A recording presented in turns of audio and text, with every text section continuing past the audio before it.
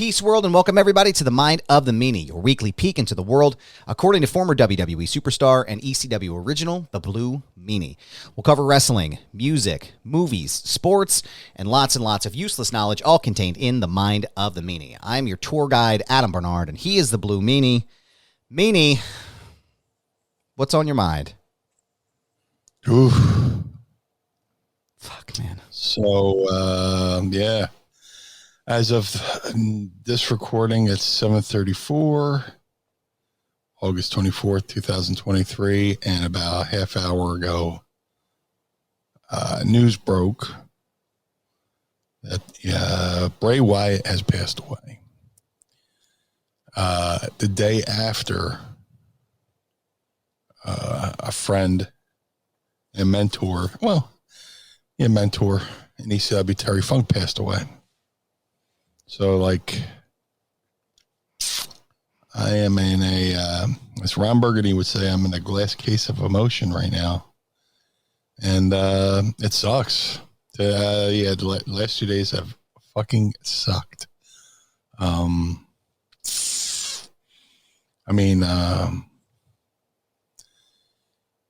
Terry Funk, passed away last night or yesterday, and you kind of you're not that you're expecting it. It sucked. And it still sucks. It's always going to suck. But you knew, he was 79. He had a full life. Look at the career he had, everything he put his body through, and when he passed, it sucked. But you were eased into it, and now. Today, I was literally sitting on my couch, just relaxing, waiting to come up and do the show. And 3 minutes after, I'm scrolling and I see a post from Triple H 3 minutes before announcing the death of Bray Wyatt, and help me make it make sense. I don't get it, and I'm not going to speculate. I don't know shit. All I know is over the last 2 days, the pro wrestling world has lost two great minds in the business, two great talents. And the shame of it is, Bray was 36, and you imagine all the things he could have done, But until we find out what happened, it's a shame either way. But what a just fucking 1-2 punch of shit. A 1-2 punch with a shitty fist right across the fucking face with this fucking news. But Terry Funk was an awesome human being. Went to ECW. And I'm a young kid in the fucking locker room, and I'm sitting there like I'm supposed to, mouth shut, ears open. And I'm sitting there. Tommy Dreamer walks over, grabs me by the hand, and brings me over towards Terry Funk. At first, he grabbed my hand. I go, "What am I in fucking trouble? What'd I do?" He goes, "Come with me." So I follow him, and he brings me over to Terry Funk, and Terry Funk's like, "Oh, Blue Meanie, goddamn. Oh, I love it. Blue Meanie. Blue Meanie, you need to go down to the junkyard to buy a blue car. Let's get a big old piece of shit. Big old blue car, piece of shit, and drive it to the building. Drive it to the show, and everybody go, oh, man, look at the Blue Meanie in the blue car. And then, you just put a big B on the side of it. Blue Meanie, blue car, blah, blah, blah." Yeah, I'm just sitting there like, dude, I'm a year and a half in the business, and here I am, fucking Terry Funk's giving me fucking advice. And it's just, yes, sir. Yes, of course. Yes, yeah. I will do that right now. Yeah.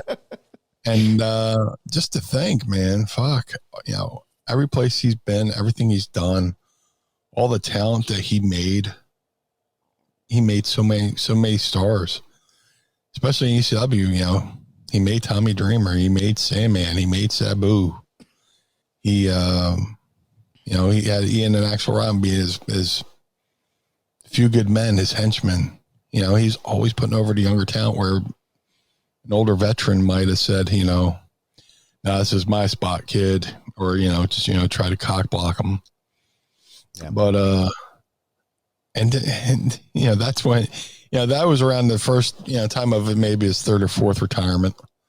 And then, they actually do, get to share a moment. I mean, like he was a main event of the semi-main event and main event of ECW's first pay-per-view.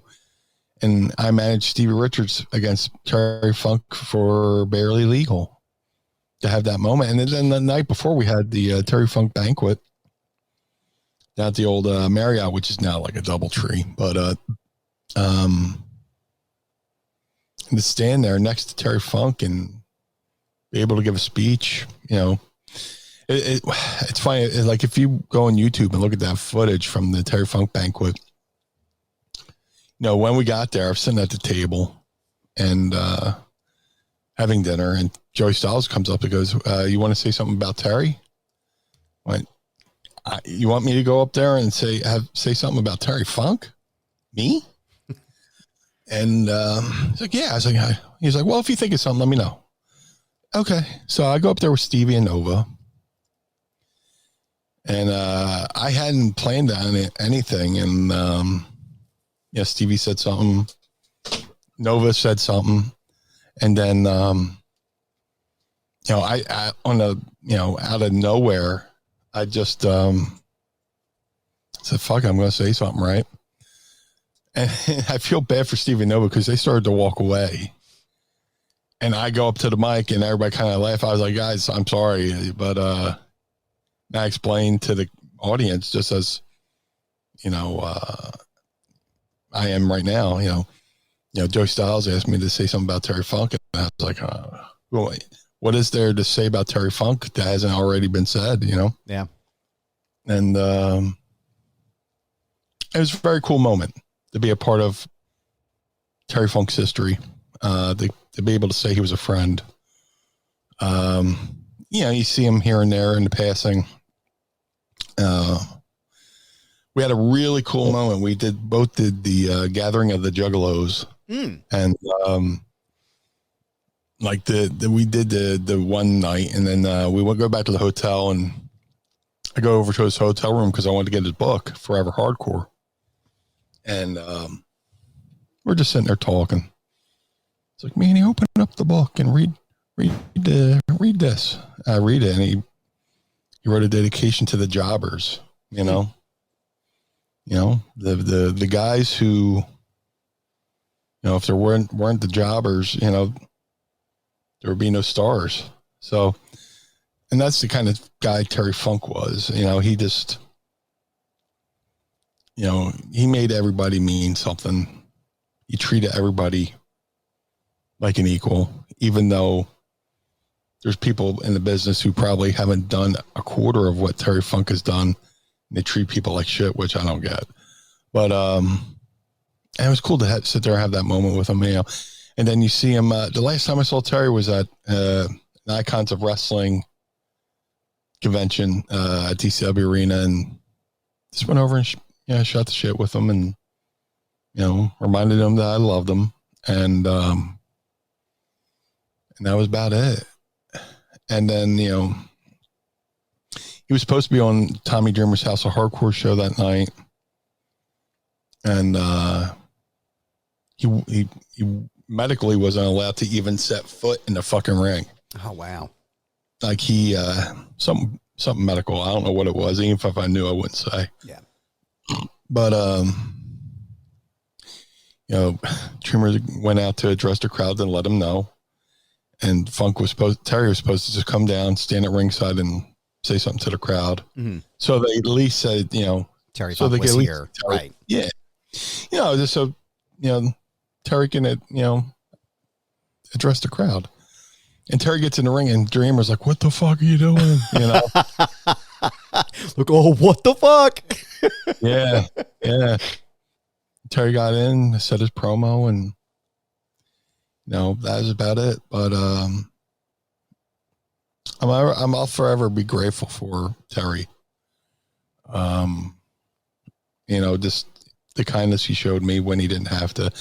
I was only in the business a year and a half when I went to ECW, and me, just sweet as can be. And Bray, I met him. I went to a SmackDown maybe 2015. And me and Bray have a mutual friend named Jesse Cage, who is a disc jockey in Tampa. And I go up to him. I was like, hey, we have a mutual, a good icebreaker is always to mention the mutual friends. Hey, me and you have a mutual friend in Jesse Cage. He's like, oh, Cage. And we just hung out and bullshitted and talked for a bit. And I told him I admire his bravery for wearing white pants. And I was like, man, you are a brave man to be wearing white pants in the wrestling ring. I was like, one bad bump. Yep. And then it looks like you're looking at an eclipse through a piece of cardboard, It's just a little brown spot, It popped him. Oh, man. He told me another story, which I half remember, so I won't even try to butcher it. But, and we just talked and we exchanged numbers, and over the years, we just kept in touch.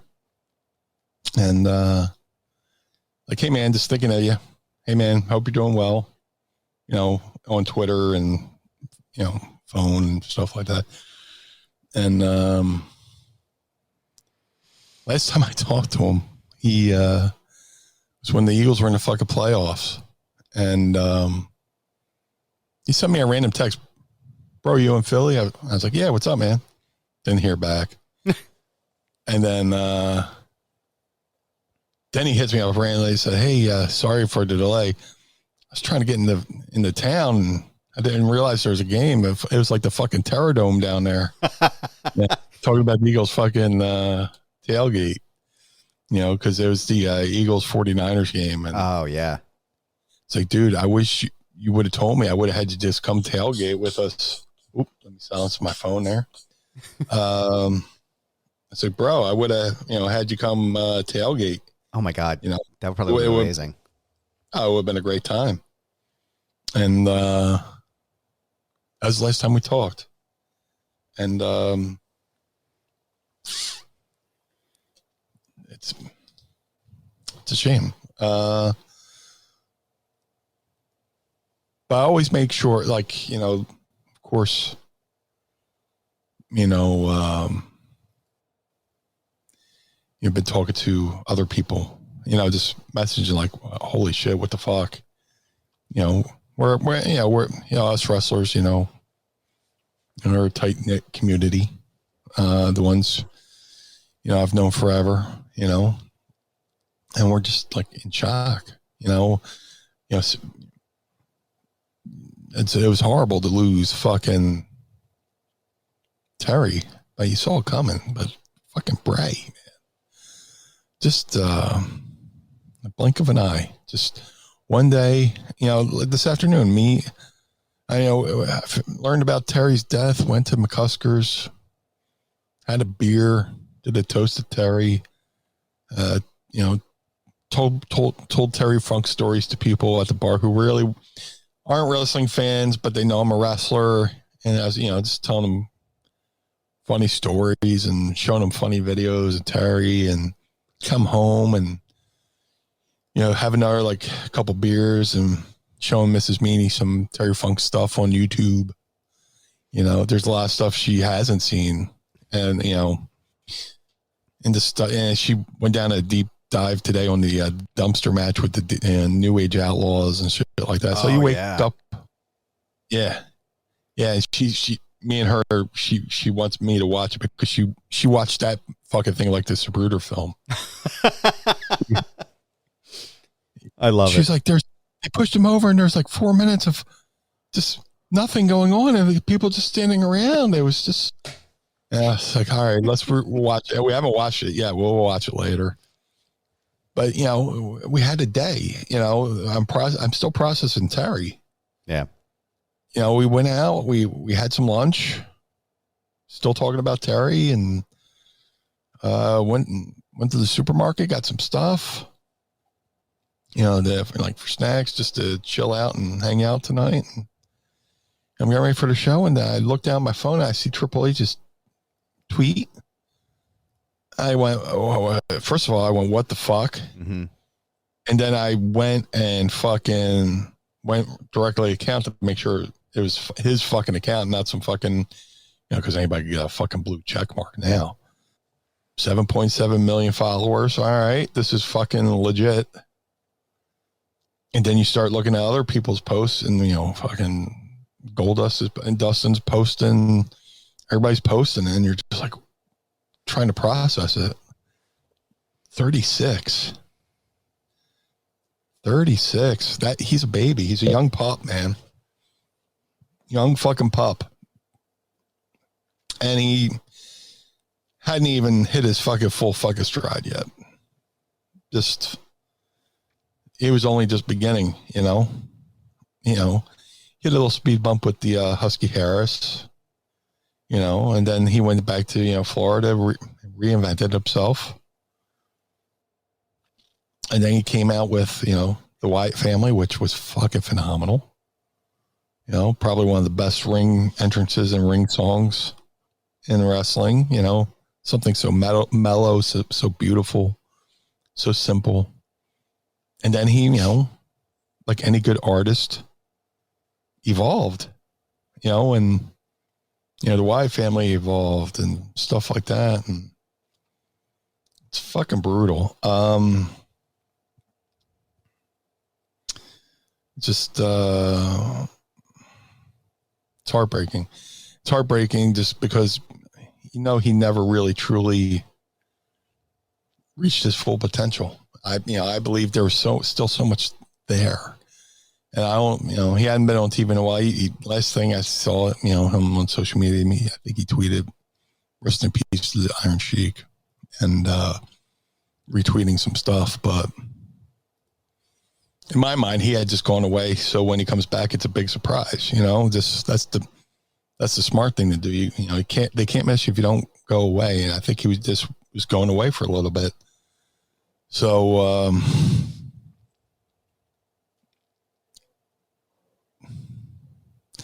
my heart goes out to his family. It just, wrestling, was he third generation? Yeah. His grandfather, Blackjack Mulligan, who probably had a million matches with Terry Funk. And then, his father was, Mike Rotunda. And then he had the coolest shoot fucking name. His name was Wyndham Rotunda. Right. Like, can't get any doper than that, right? I legit thought, I was like, nah, is that really? I was like, yeah, that's his fucking name. Fucking brilliant. God, God bless. That's awesome. Hello, I'm Wyndham Rotunda. Name of one of the coolest best tag teams ever, But, rest in peace, Terry Funk.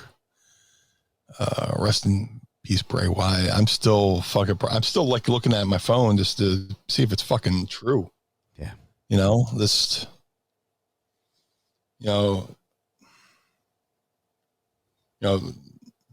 Somebody tell me this is a fucking sick rib. Yeah. I'll be mad, but hey, he would still be with us, right? Even if it was a shitty fucking practical joke. But as of right now, it's still real.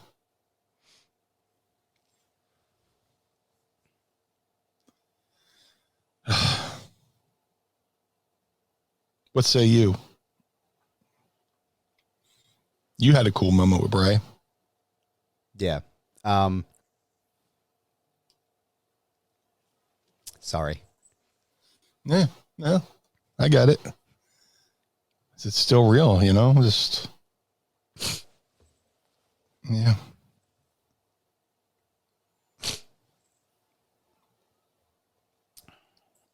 I feel you. Before I came on. Sorry. No, don't be sorry. So James, my oldest son, is a huge wrestling fan. And him and I have bonded over this incredible thing we love for the past couple of years. And he just loves Bray Wyatt, like just more than anybody else. And so in 2020, when the world shut down, there was going to be an event somewhere where they were going to do like an in-person meet and greet. And I was like really focused on getting that for him, and they ended up doing these virtual calls where you could sign up. So I had every fucking alert I could set for him. I was like, I'm going to get this for him. It's going to be his birthday present, and it was right. They were going to do it in June, or early July. So I fucking got on, because they had a limited amount. So I freaking, as quick as I could, I got on the, and it's, it was whatever it was worth it. And so, I think they had to reschedule it. Something had happened in July or something, and they rescheduled it till like September or October. And so James was like, we sat up in his room on his iPad. We got him all set up, and he had this really cool 2-minute conversation with Bray Wyatt. And, he was like, he's like, oh, what's your name? And James is just like completely, if you watch the video, it's up on my Twitter right now. You can see it. And he's just like the first like second or two, he's just like, James is like, holy shit, like this is unbelievable, And so they're talking. He's like, oh, James, like LeBron James, that's cool, and just James, they're just talking and talking about Ramblin' Rabbit and Alexa Bliss and Randy Orton. And James goes, I was like, tell him, man, tell him what you've been doing. He says, oh, you're my favorite wrestler. Oh, dude, thank you so much. And, the video ends. And so then right after that, around that time was the time that the Goldberg thing happened. So, Goldberg, did a real cool thing for James and got him the tickets to SmackDown in Philly. So my wife and I and James went. And we sat literally front row, like hard camera facing the ring. Yeah. And James got to watch The Fiend come out and wrestle Bray Wyatt, or wrestle Daniel Bryan, rather, right when they were starting to build towards the strap match. And it was the night that Bray got the belt to turn from red to blue with the new Universal title. And He was just fucking geeked, right? Just like the best shit of his life, right? So, or it was after that. I'm sorry, it was after that, the 2020 thing. So last summer, he had been released at that point, about a year at that point. So I had kind of just been randomly searching, what maybe he's doing events and shit. And here he's doing an appearance in New Jersey for a meet and greet. So I'm like, well, fuck, this is the easiest thing I've ever purchased, right? So James, I'm calling out of work. I'm taking a day off. We're going to drive up to Jersey and we're going to go meet him. And man, it was unbelievable. The coolest thing in the world about being a dad is getting to see the joy on your kids' faces when you do something rad. Yeah. When you do something cool for them and you do something that they love, it just...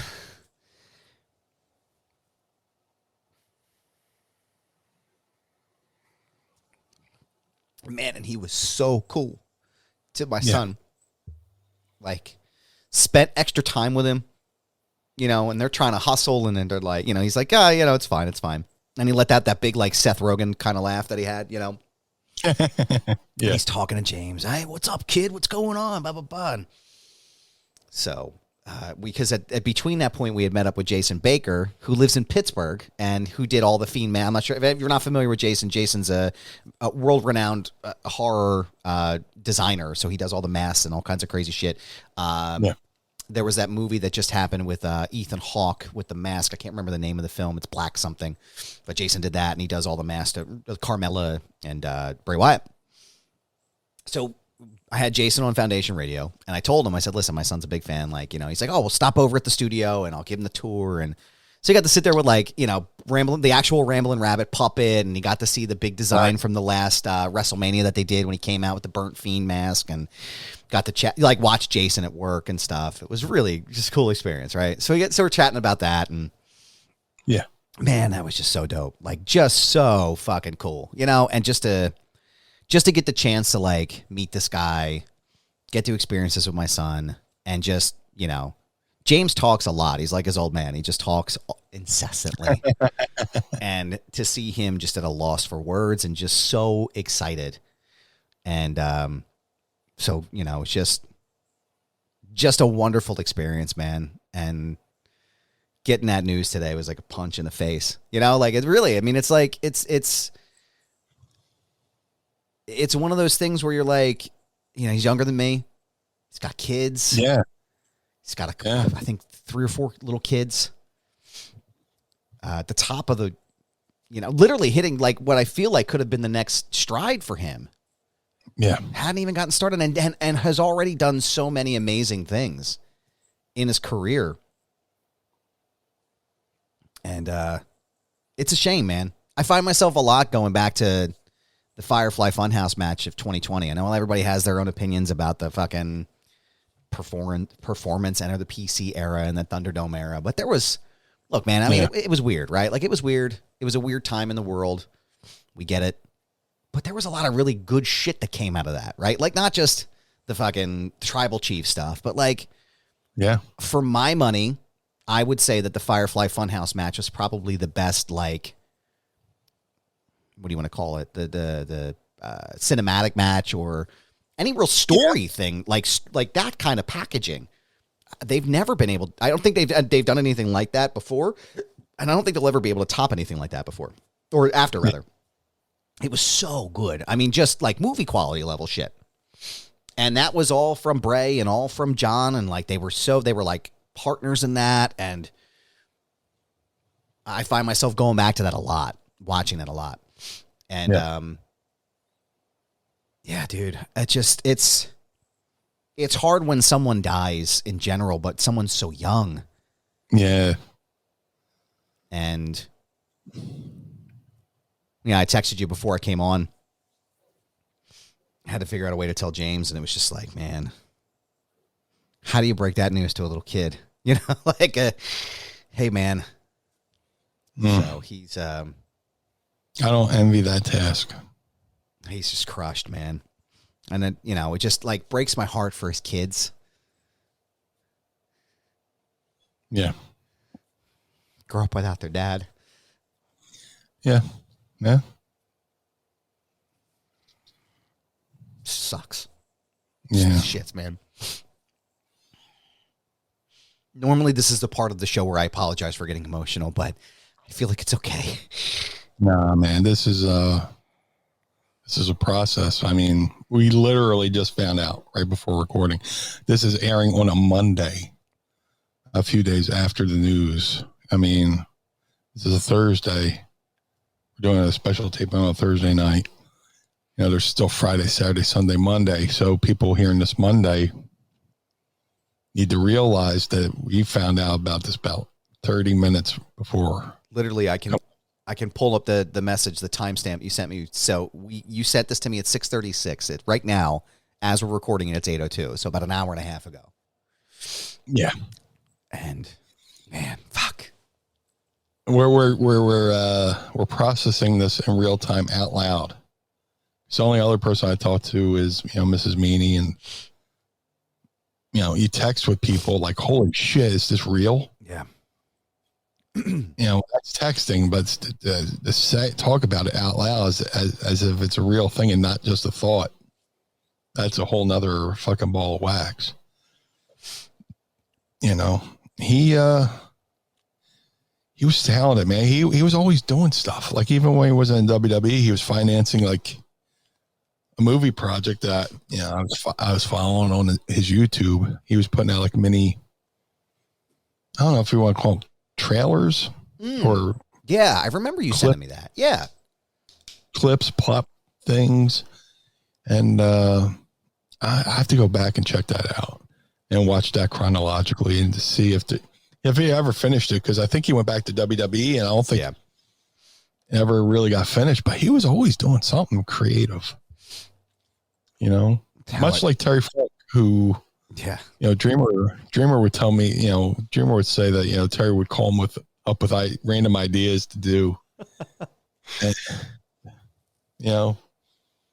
Terry's always, thinking of stuff to book and stuff like that. And Terry was super creative. I mean, shit, he did movies too, Bray was, making his own movie. I'm sure he financed it, but like, Terry was, doing stuff in Hollywood, as far as back into the 70s with, Paradise Alley. And then he did a bunch of Stallone movies. He did Roadhouse. Roadhouse was the one that came to mind initially, right? Yeah, well, I'm a little bit older, so I remember Paradise Alley, but I didn't see it when it came out in 78. So I was 5. But yeah, I eventually saw, and then somebody posted a clip last night of Terry Funk and Sylvester Stallone on the Mike Douglas show back in the like 78. It was so cool. And then they show Terry's audition. You know, Terry was talking about his audition tape where he goes, Sylvester Stallone, you're a dirty egg sucking dog. And Cy goes, I think you're being a little, you're not really putting over, you know. And then I forget the word he used, but it's like, here's the audition tape. And then Terry Funk's like, Sylvester Stallone, you dirty, ugly, perverted egg sucking dog. And the crowd just pops, and it's like amazing shit. And then yeah, that's the thing too. Sylvester Stallone loved Terry Funk so much that he made sure, you know, Terry always had some kind of work, either in the movie as an actor or a stunt coordinator, so Terry could get health insurance because Terry was working for Stallone. Terry was available to get SAG. He joined the Actors Union. Oh yeah, and he was able to get the SAG health insurance. And I kind of learned this because there was Terry's working in Philly for XPW. They were doing some angle where he had to break a bottle, and the glass bounced off and like sliced his arm real bad. He had to go to the hospital. He's like, it's a good thing I had that SAG insurance. Just talking to him about that. But Sylvester Stallone, I'm waiting to see if he comes out and if he comes out and acknowledges, has a little tribute to Terry. Mm-hmm. But between the last 2 days of just Terry Funk tributes and today, it's going to be a good couple days between Terry and Bray for me to just find my sea legs to just feel normal, just because they're birds of a feather, man. They're both creative guys, multi-generational talent, Terry Funk, second generation, Bray, third generation. His grandfather and Terry probably rode down the roads together. Mm-hmm. No pun intended. They probably bonded, a lot, I can't say, I don't know if they've ever met. I'm sure they did, but I didn't, but they probably had a lot in common than the burden of being the son of an accomplished wrestler, stuff like that. But,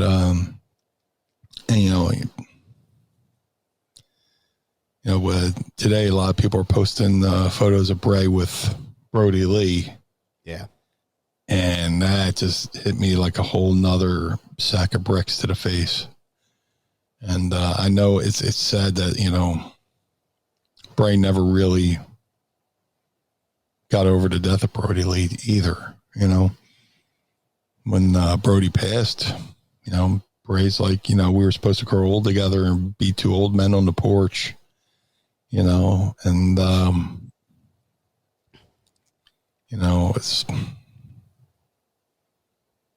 it's sad. You think of how brilliant that the Wyatt family was. Yeah. And two-fourths of them are, if you want to, count Braun Strowman, which I do. Of course. And Eric Redbeard. The shame. One of the best things to happen in wrestling in the last couple of years, that faction. And two of the guys are no longer with us, and well before their fucking time. I remember when Brody Lee first came out. Yeah. I was doing up in upstate New York for 2CW. And he was and Brody Lee was this young kid.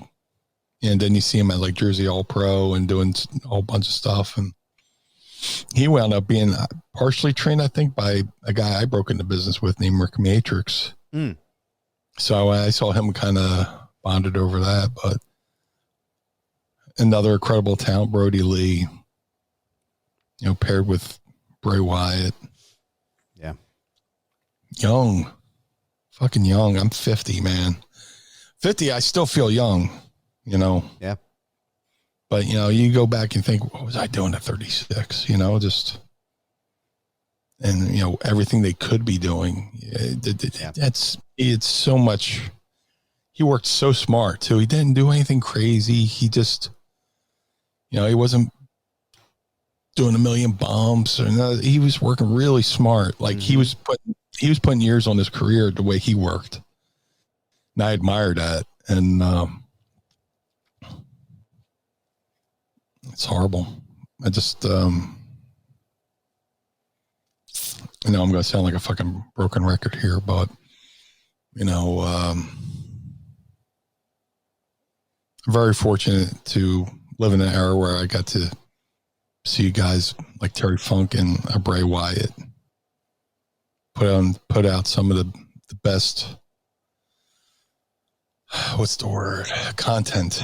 I'll say the best content. Yeah. You know. Yep. It's we're lucky to have lived in the timelines that we do.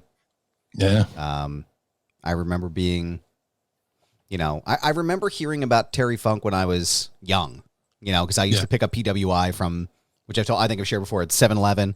We would walk to the 7-Eleven from my house in Levittown. There was one right up the corner. And I would pick up the wrestling with the WWF magazine from it. And I'd pick up PWI. And I would cut out all of my favorite wrestlers and shittily tape them on my bedroom wall. Same. And, like, just literally crudely, sometimes ripping the pages out, right? And I remember seeing photos of Terry Funk, and then it wasn't until, like, ECW that I really got to know, you know, and then Chainsaw Charlie in WWF. But seeing him in ECW was just such an experience, you know, watching him. And I knew, I kind of, like, I guess maybe I didn't really understand how big he was, you know, like, I knew he was like a Dusty level guy, right? But knowing that him being there meant so much to you guys and helped you guys, I don't want to say add legitimacy, but it was like, it was a stamp of approval. You know what I mean? Yeah. It was like, he totally made us legitimate. It was like, Terry Funk's here. Like, this guy is top level, you know, and yeah, watching him win the title, and it was just, it was dope, you know, and and being like, okay, like, this is really where it's at. I really like watching ECW, and then watching Bray Wyatt, you know, in the same lifetime, you know, like, yeah, it's wild, man, and getting to experience, like, you know, because the Wyatt family was super dope to watch. Like, I really love the psychological stuff in wrestling. That's really what gets me. I'm a story guy. I love that shit. And the Wyatt family was just some of the best stuff of that era. Maybe the best stuff of that era, right? Yeah. And but getting to experience The Fiend live, that entrance, the aura, the feeling. I mean, he was that music, the lights. I mean, he was that fucking character. Yeah. You know, he walked by us in the front, and James, you know, who loves the character, you know, I mean, he was just like, nope, I'm good. Like, get close to him, you know, and carrying a lantern of his own head. Of his head that was I mean, dude, like the levels to this shit, right? Yeah. And just, again, just experiencing that in person was, man, twice nonetheless in the matter of 4 months, you know? Yeah. Because that was the last show we went to. We went to a house show in Allentown, I think it was. Okay. Right before WrestleMania. So it was like the very last live show they did, March 7th, 2020, before they, like, closed the world. Because I think they did a Raw, or, like, reverse. Maybe it was a SmackDown and then a Raw, and then they shut everything down. Yeah. And there was a double main event. It was Drew McIntyre and Randy Orton. And then it was Bray Wyatt as The Fiend with Daniel Bryan. And, man, it was just, what an experience, man. What a loss. Not just for wrestling, but, like, for both of them. I mean, it's just a loss. Like, just, it's tragic, man. And there's no good way to, like, end this. There's no good way to, like, transition or, like I might tack at the end of this episode after we're done talking, I might tack the audio of James and Bray Wyatt talking. Cause it's just so dope, man. It's just watching that video is like watching a kid experience Christmas morning, and you did the ultimate thing as an awesome dad and gave him that experience, much like how my grandfather gave me experiences, by taking me to wrestling as a young kid. Cause I didn't know my dad. Yeah. My dad split before I was even born, and that kind of fucked me up. But, my grandfather took me on, and anybody could be a dad, but it takes a real man to be a father. Yeah. And, my grandfather was a father to me. So he would take me to, WWF, one of my first WWF shows at Boardwalk Hall in Atlantic City. And then he took me to AWA and, at Tropicana. Then we would go to, Philly for the bashes, when we were living in Atlantic City. So I appreciate what you did for your son the way I appreciate what my grandfather did for me. And, those are memories that you can't put a price tag on, No. They're worth their weight in gold and they're documented. Yeah. He's going to have that forever. Like he's always, and the photograph and kept the ticket stub from the day he met him. And because I had already gotten him a signed photograph from, I don't know, it was a couple years from the shop, it's just, he's got it framed in his room. It's a big picture of the Fiend. And I appreciate you saying that, man. That means a lot to me. Oh, it's the truth. It's the fucking truth. He talks about it. We talk about it all the time, man. He's been waiting. And, it sucks too, because it's like, we've been talking about, because there's been reports of him potentially coming back. And, I know he was really sick. And James is like, do you think he's going to come to Meanie in Philly? Do you think he's going to be there? Like, I don't know, bud. Like, listen, I know a lot of, I know people, but I don't know that stuff, Yeah. And they're going to keep that shit tight. Well, also too, brother, do you think I'm going to tell you if he's coming back? I'm going to let you pop, right? With everybody else. Yeah. But the thrill is you watching him experience these things. Oh my God. Because we're jaded. Right. We're jaded. Yeah. We're just like everything. Whatever. Yeah.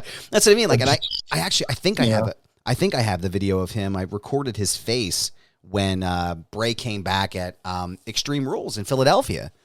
And man, he was like, oh my God, he's back, and he's just fucking geeking. And like, can we watch the match again? Can we watch the entrance and blah, blah, blah. I don't want to watch Riddle and Seth Rollins. I want to watch Bray come out, and man, it's just, fuck, dude, this sucks. Really, just.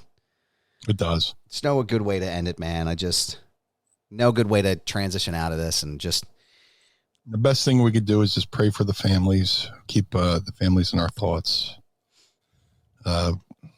If there's a way to send positive vibes to the family in any way, let's do this. And,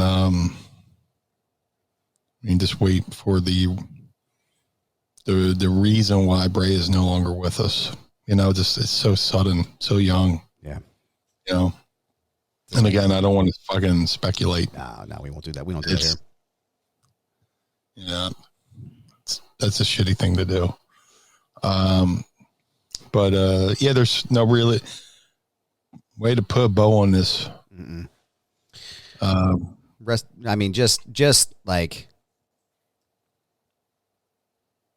Just the shits, man. Just genuinely the shits. Like the fucking shits. Both of these things. Both of them are the shits. And as a matter of fact, I just say, let's just call it here. Call it here. And don't even read our plugs. Just, you can hear that on the next episode if you want to, and you can go back and listen to the archive, but rest in peace, Terry Funk. Thank you for all you did for me, for wrestling. Thank you for your kindness, and rest in peace, Wyndham Rotunda, the human. I'll miss the character, but I'll miss the human too, because the human was very cool and very kind to me. So, thoughts and prayers to the family. Thanks, Bray, for making my kid so damn happy, man. Yeah. Thanks for just making his life so much fun. Thank you for the characters that he gets to draw all the time and gets to act out and all the cool shit, man. Like, just thanks for making him so happy. And most importantly, like, giving him and I a reason to bond. Way more than maybe we would have been able to without it. And I'm always going to remember the kindness and the time you took with him. Because, man, he fucking talks about it every day. Talks about it every day. So, for the Blue Meanie, I'm Adam Barnard. Thanks for listening. And join us again as we take a trip every week through the mind of the Meanie. Rest in peace. What's up? What's going on? Hi, buddy. What's your name? James. James. Like LeBron James. That's cool. What do you want to talk to him about? Go ahead. Go ahead. How's Ramblin' Rabbit doing? Who? Ramblin' Rabbit? Is he your favorite? Is that your guy? He is. He's a crazy one, isn't he? I wish I brought him with me. It would have been more fun, huh? I don't have time. I forgot him. Is there anything else you want to ask? What do you want to ask him about? Go ahead. Ask him about going to Monday Night Raw. What's he going to do? What are you going to do on Monday Night Raw? I don't know.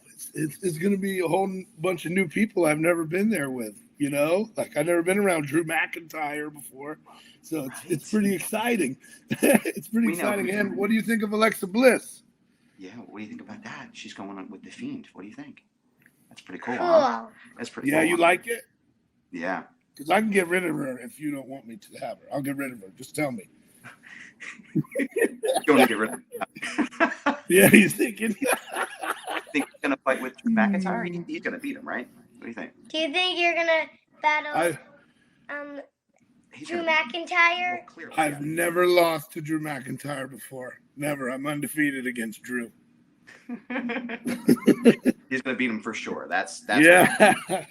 I think, it'll be a good one, though. Hopefully, if we get to that, you know, I probably got to go get Randy Orton first, though, don't you think? Oh, yeah, he's going to stop him. He deserves it, right? Right. Johnson, Randy. right? Yeah. You say, Bray Wyatt, tell him what you wanted to say. You're my favorite wrestler. Dude, thank you so much. I'm about to lose you. It was grand to meet you guys. Bye. Bye.